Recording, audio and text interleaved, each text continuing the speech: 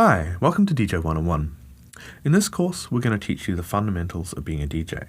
First, we're going to look at the technical side of things, introducing you to the basic equipment used by DJs, CDJs, mixers, and so on.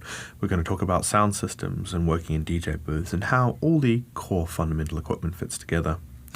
Then we're going to introduce you to Tracktor by Native Instruments and show you how that works with various different pieces of hardware, as well as demonstrating the effects and the file browser, the track management, and all the advanced features that Tracktor has to offer. After that, we're going to look at the artistic side of being a DJ, looking at electronic music, how it fits together, how it's structured, and how you can use your understanding of those structural aspects to mix music together smoothly and cleanly.